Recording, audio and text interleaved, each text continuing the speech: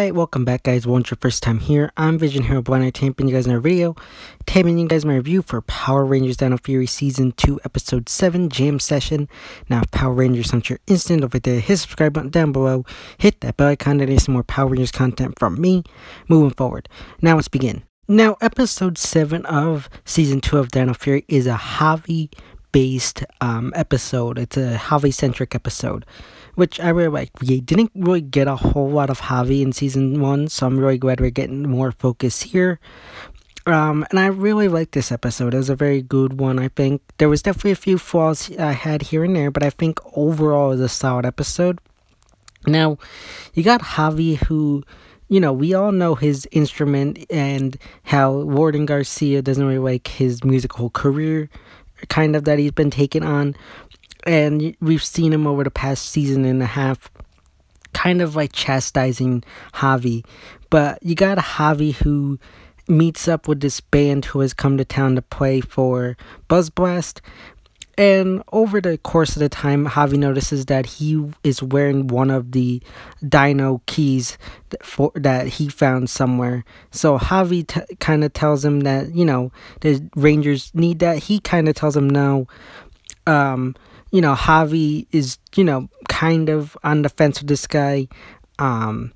Eventually you got Javi who tells the Rangers this, and they decide to go straight to him. Izzy and Zato go. Izzy and Zato, of course, are morphed, and they go there, tell him that they need the new key to, you know, fight this new threat of the sporix, and he decides to make him a deal. He tells him that he'll give him the key if Javi performs for them. Now, I really like that. That was a good, solid thing. However, at the same time as this group is supposed to perform and Javi's supposed to help them, you have, that was stated earlier in the episode, that Warden Garcia is getting a medal, and the medal ceremony is at the same time as this concert. So you got Javi who has this issue where he can't be at his dad's medal ceremony because he has to be there. And you got Izzy who tells him, look, I'll tell Dad you're helping the Rangers, and I'll cover for you. So you got Javi who goes there. He performs. He gets the new Dino Freeze key that the Rangers were after, and accidentally you got Izzy at the medal ceremony who accidentally goes onto the Buzz Blast feed and sees Javi performing, which inadvertently informs Warden Garcia about Javi, who gets angry and frustrated about this. And he goes to Buzz Blast to confront him. Now, this is what I really like about this episode, because you got the two of them who are both angry at each other, because you got Warden Garcia who's mad that Javi wasn't there to support him during his medal ceremony, but you got Javi who fires back saying that his dad hasn't been supportive of him and his music career, and how his dad is being a hypocrite, saying that, you know, he expects Javi to support him while his dad doesn't support what he's doing. So I really like that. It was definitely a good parallel there, connecting between these two characters.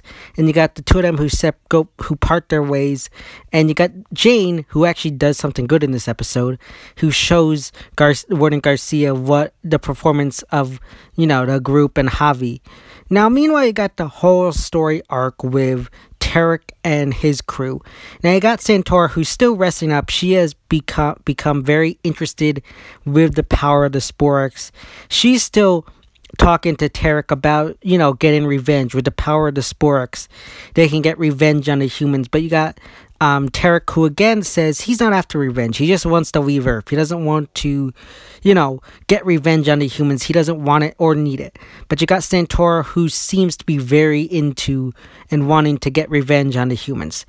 So you got that going on, but you got Tarek, who also has the Zord jammer finally set up, finally ready to go.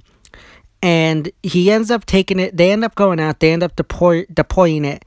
And the Rangers are unable to go fight it, and because, like I said, it pretty much cancels off all their signals to call their Zords. So they're left, you know, unable to fight. This is why they need the new Terra Free Zord to activate this new armor and new Zord, so they can fight against the new Zord jammer. So once they get the key, they do find the Zord. Now this is something I'm very curious about, because for each Zord that we've gotten throughout Dino Fury, there's always some kind of story or some kind of backstory behind each key and each Zord. And it reminds me of a lot of what they did in Wild Force of all the Wild Zords. So I'm curious, and I think it would be a very good, impactful ending if at the end of the in the season finale or series finale, whenever the big bad, whether it be Santaura or Zed returning, I think it'd be really cool if they ended up slaughtering all the Zords again like they did in Wild Force, because it would have a big deep connection due to the fact that there's always a story between each of these Zords. Again, that's just me thinking that'd be a cool idea, but we'll have to see what happens. But they were to get the Terra-free Zord. You got Zato, who fights off Void Knight in the new armor, and then he uses the Zord to take out the Zord Jammer with the rest of the Rangers. Of course, the stock footage with the Zords. Again, kind of, not much to talk about there. I do really like the new Zord. It's really cool. The one big issue I have with this episode is that, what was the point of the Zord Jammer? Like, to me, I feel like it should have been something where this is where him and Santaura plan to leave. But it doesn't. It confuses me as to why he created the Zord Jammer and why he uses it. Because they're not doing anything other than just not being able to call their Zords, and it's not like the villains are out there doing this big plan. So it just felt confusing and like a weird plot point there. But that's just where I stand. Now, meanwhile, you got the stuff with Santaura again. You got her, who, again, like I said, wants revenge, and she also, in the earlier part of the episode, talked to Tarek about why he's hiding her, why does he wear the armor, and he tells him that, he's got to show strength to his generals and show authority, which I really like. But the group returns because he took everybody out to get the new Zord and failed, but he returns to Area 62, finds that his machine has been powered up, and he freaks out, goes into the room, and it's revealed that Santaura used the sporix energy to transform herself and absorb it, and she becomes the new Void Queen, which we saw in the big season 2 finale. And that's pretty much the villain's cliffhanger there. So I really like that. Very much, pretty much solidifies her as one of the new big bads of the season. And I really like how they set it up. It's a good way to incorporate this. Now, I know her suit isn't Sentai, but it's very curious to see what they do with this, since it's not Sentai footage. Meanwhile, you got the Ranger story with Javi. His dad apologizes to him and says from now on he's going to support Javi in his musical career. And it was also said before that Javi seemed to be not focused in his music career, like he didn't know where he wanted to go with it. But he says that, after performing with this group, he finally knows what he wants to do. He finally found, where he wants to take his musical career. And that's pretty much where it ends on the Ranger side. Now, my biggest issue I have with this episode, another big issue I have with this episode, again, comes down to how it ended. Again, they left it off with the Ranger story. Again, I feel like they should have left it off with the Santaura revealing herself as Void Queen. I feel like that would have been a better cliffhanger than the one we got, or the better ending than we got in this episode. I don't know. That's just me again. Again, I thought this was a pretty solid episode. If I did this episode a grade, I'd give it a 3.5 out of 10.